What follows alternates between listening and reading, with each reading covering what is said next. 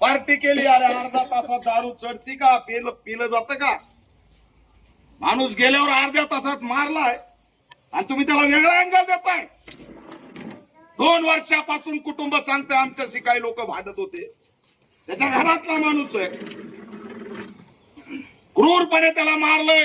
त्याच्या घरच्यांनी सांगितलंय की सुशील तेलगोट्याच्या तोंडाच्या जबड्यामध्ये फक्त 17 दात उरले होते. किती क्रूर मारलंय. मी त्या जबड्याचे त्या ठिकाणी एक्सरे बघितले. त्या एक्सरेत सुद्धा जबडा फोडून टाकलेला आहे. अरे किती धक्कादायक आहे, किती अमानवीय आहे की जर ह्या हल्ल्यात तो वाचला एवढा मारून, तर आमचे नाव घेतले नाही पाहिजे म्हणून त्याची जीभ छाटली. एवढी क्रूरता. अरे आमच्या सुशील तेलगोट्याची जीभ छाटली आहे मुख्यमंत्री गृहमंत्री देवेंद्र फडणवीस. 17 दात ठेवलेत फक्त तोंडात. हा आतंकवादी हल्ला नाही तर काय? हा आतंकवादी हल्ला आहे. आणि दिंड काढली म्हणून खोटं सांगता. कुठं व्हिडिओ दिंडचा? अरे फोडा.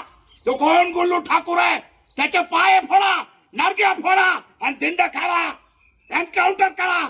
असल्या हरामखोरांचा जो आमच्या समाज बांधवाला असा हळहळ करून मारतो. किती भीषण अवस्था आहे. आज दलितांचं लेकरू मारलंय आणि झालं. त्या ठिकाणी एक पोलीस धावून येतोय, त्याची गॉगल घालून बोलतोय. पीआयला मी सांगितलंय, हा कोण कोळापे जो आमच्या आया बहिणीच्या अंगावाला होता, 24 तासाच्या आत त्याचं निलंबन झालं पाहिजे, अन्यथा या ठिकाणी परिणाम वाईट झाल्याशिवाय राहणार नाही. हा इशारा सुद्धा आम्ही दिलाय. सोडणार नाहीत आम्ही. अरे माझं लेकरू मारलंय आणि जर ते जात असतील न्याय मागायला तर तुम्ही धावून जाताय.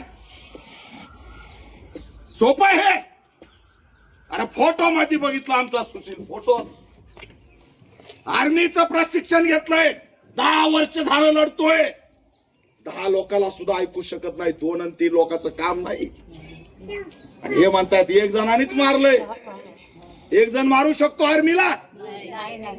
जोरात बोला, मारू शकतो का? एक जणाचं काम आहे का? कुणाची दिशाभूल करताय एसपी, इथली पोलीस यंत्रणा? हे 10-15 लोकांशिवाय काम झालेलं नाही. हा कट आहे, नियोजित कट आहे, ठरलेला कट आहे आणि ठरवून त्याला मारलंय. आज 15 दिवस झालं तरी सुद्धा या एफआयआर मध्ये अॅट्रॉसिटी ऍक्टचे कलम वाढवले नाही. आधी तर तो वाचला 4 दिवस. मला वाटतं यांनी नाटक केले प्रकरण दाबण्यासाठी. आमचा त्या ठिकाणी उशिरा सांगितलं आम्हाला. प्रकरण दाबा म्हणून त्याला ऍडमिट ठेवलं, म्हणजे आवाजच उठवला नाही पाहिजे. आज तुम्ही म्हणताय की एक जणांनी मारलं, एक जणाचं काम नाही. याच्यात 10-15 लोकांनी त्याच्यावर हल्ला केलाय, सामूहिक हल्ला केलाय, क्रूर हल्ला केलाय. आणि एकालाच अटक करायचं होतं म्हणून तोच आरोपी येऊन पीडित कुटुंबाला म्हणतो की तुमचा पोरगा तिकडे स्मशानभूमीकडे पडलाय. हे नाटक कळत नाही. आम्हाला पुरावा मागतात आणि ते पोलीस म्हणतात तुम्ही पुरावे आणा. आणि मग तुम्ही कशाला आहेत? सांगायचं का तुम्हाला तुम्ही कशाला आहेत? आम्हाला सांगायला वेळ लागणार नाही. तुम्हाला जर वाटत असेल की इथं कुणी बंड करणार नाही तर या गैरसमजामध्ये राहू नका. एकदा का बंड करून उठलो तर राज्यभर सुशील तेलगोट्याचा आंदोलनाचा या ठिकाणी मार्ग आम्ही आजपासून सुरू केलेला आहे. आरोपीला फाशी होत नाही तोपर्यंत आम्ही थांबणार नाहीत. ही लढाई आज या ठिकाणी घोषित झाली. आज वाटायला पाहिजे खासदार कोण आहे तो? अनुप धोत्रे. अरे कुठे आहे अनुप धोत्रे? खासदार झालाय आणि जवान मारलाय तरी घरी येत नाही. पालकमंत्री आकाश पुंडकर खामगावला लांब आहे का? दलितांच्या घरी यायची लाज वाटते का? आकाश पुंडकर, अनुप धोत्रे,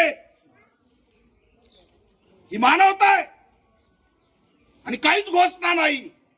माणूस मेलाय, जा अंत्यविधी करा. अरे साधा माणूस नाही तो, शहीद सुशील तेलगोटे या देशाचा जवान आहे, आमचा भीम सैनिक आहे, तुम्ही तडफडून मारलाय. साधा माणूस नाही तुम्ही, साधा माणूस म्हणून केस रपादपा करताय. कोण देणार त्या मुलीला नोकरी? कोण देणार तिचा आर्मीचा असलेला सगळा मोबदला?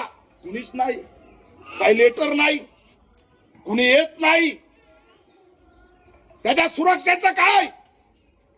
उद्या तिथं आर्मी, त्याचा आर्मीचं त्या ठिकाणी ड्युटी करायला गेलाय, तिथं सुरक्षित आहे तो.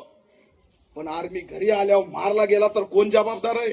आज एक सुशील तेलगोटे, उद्या दुसऱ्या गावात आणखी एक सुशील तेलगोटे होईल. त्याला तिथं तर मारू शकत नाहीत, पण गावात आल्यावर मारल्यावर हे आतंकवादी कसे तुम्ही उडवणार आहेत? कोण सुरक्षा देणार? आणि म्हणून सुट्टीवर जरी आले तरी त्यांना त्यांच्या गन सहित सुट्टीवर पाठवावी, ही सुद्धा मागणी आम्ही यापुढे करणार आहे. तर पुन्हा सुशील तेलगोटे होऊ देणार नाही.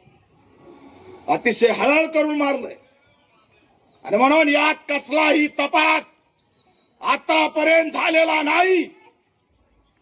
फक्त तपासाचं नाटक करण्यात आलेलं आहे. मी महाराष्ट्रातल्या या लाईव्हच्या माध्यमातून सगळ्या आंबेडकरी जनतेला आव्हान करतोय की 14 एप्रिल डोळ्यासमोर आहे बाबासाहेबांची जयंती, आणि या जयंतीच्या तोंडावर या मनुवाद्यांनी आपला माणूस त्या ठिकाणी संपवला आहे.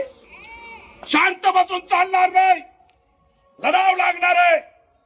आणि मग सरकारकडे आमची मागणी आहे, देवेंद्र फडणवीस, बघा आमचे कशा मुर्दे पाडलेत, बघा कशा प्रकारे आमच्या सगळ्या कुटुंबाला उद्ध्वस्त केलंय. आताच माझ्या सहकार्याने सांगितलंय 2 वर्षाच्या लेकराला 5-6 वर्षांनी काय उत्तर द्यायचं? आईचे रडू रडू हाल झालेत, बापाला काहीच सुचत नाही. आयुष्यभर